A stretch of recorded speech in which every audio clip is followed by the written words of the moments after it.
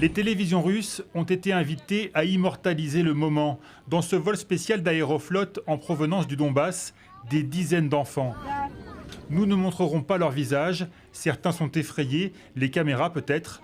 Aucun en tout cas ne semble particulièrement heureux d'être là. Maria Lvova-Belov, elle, est tout sourire.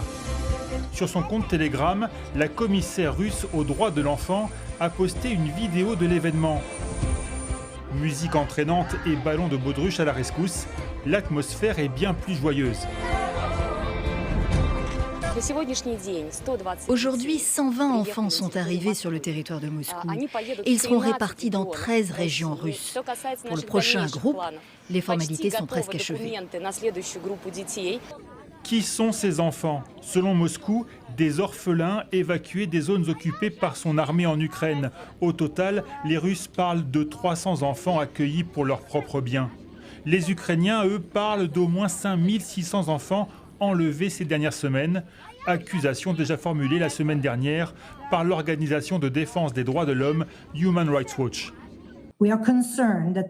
Nous sommes préoccupés par le fait que les autorités russes ont adopté une procédure simplifiée pour accorder la citoyenneté russe aux enfants non accompagnés et que ces enfants pourraient être adoptés par des familles russes.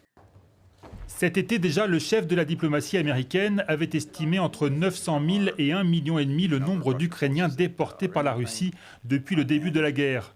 Anthony Blinken accusait même Moscou d'organiser des opérations de filtrage des populations et d'avoir séparé de très nombreux enfants de leurs parents.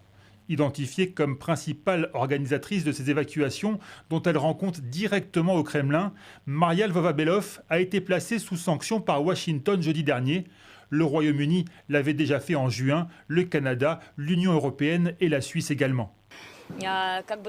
Ils disent qu'on a enlevé 1000 enfants ukrainiens. Mais aujourd'hui, ces enfants sont originaires de la République populaire de Donetsk et ils vont aller dans des familles russes. Orphelins ou enlevés à leurs parents, dans les zones reprises par l'Ukraine ces derniers jours, certains habitants affirment avoir confié de gré ou de force leurs enfants aux occupants russes pour qu'ils partent en vacances loin de la guerre. Depuis, ils n'ont plus aucune nouvelle.